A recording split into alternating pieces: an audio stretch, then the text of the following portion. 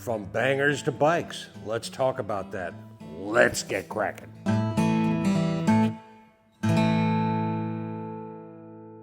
Today we're going to talk about motorcycle manufacturers that made guns in the past are still present to this day.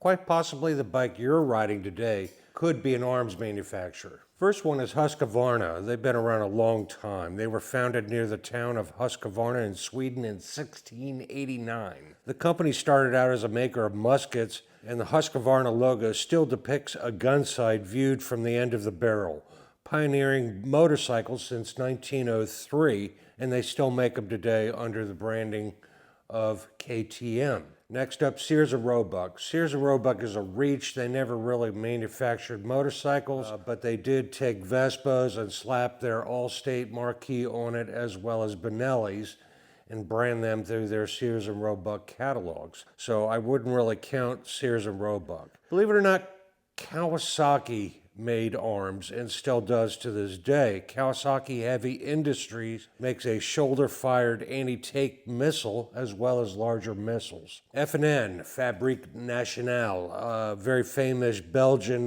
gun maker, especially during World War II. And even to this day, they make very, very fine arms. They started in 1899. The famous Belgian gun maker made a shaft-driven bicycle. In 1900, experimented with a clip-on engine.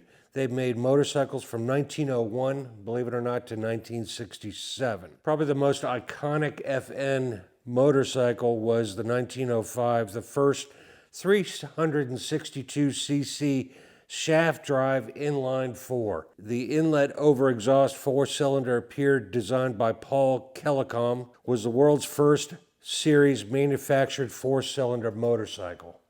Pretty cool. Iver Johnson, a company came and went. There was a lot of startup companies during the turn of the century, but Iver Johnson was one that was heavily involved in arms. We can't discount Royal Enfield. Royal Enfield was actually named from the company Royal Small Arms Factory, RSAF, which eventually turned into Royal Enfield, and they still display their cannons on their logos to this day. Enfield was a UK government-owned rifle factory in Enfield adjoining the Lee Navigation in the Lee Valley. Some parts were in Waltham Abbey. The factory produced British military rifles, muskets, and swords from 1816. It closed in 1988, but as we all know, the Indian company bought out Royal Enfield, and they continue to this day with their tradition and style of bikes. Again, fascinating stuff. The Singer, yes, the sewing machine company. Singer Motors Limited was a British motor vehicle manufacturing business, originally a bicycle manufacturer, founded by Singer and Company by George Singer in 1874 in Coventry, England. Singer and Company's bicycle manufacture continued from 1901. George Singer's Singer Motor Company made automobiles and motorcycles until 1915. They went defunct in 1970. Winchester, very famous arms manufacturer here in the United States. Iconic brand. Winchester commissioned the Mary Company to build under the Winchester patent rights. This one was built in 1910 and it's almost completely original. Magpul, not really an arms manufacturer. Magpul's more known for making accoutrements for today's modern sporting rifles. But Magpul teamed up with Buell Motorcycle and they produced a prototype called the Ronin. Never really got off the ground, but kind of interesting history there. Steyr Daimler Puch.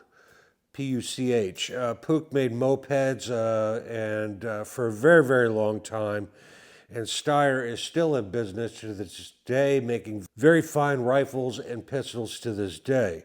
So a lot of history there over the last century. Benelli. Benelli makes some of the finest shotguns in the world to this day. And they were an Italian-owned company, but the motorcycle division has since been sold off and is now Chinese-based, and now we all know about Benelli motorcycles that are available at this present time.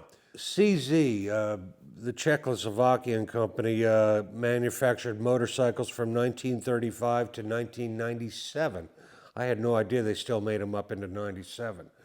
CZ is a fine weapons manufacturer that makes a lot of rimfire and rifles, known for their walnut stocks that are just phenomenal, and their accuracy is just primo. BSA actually stands for Birmingham Small Arms Company.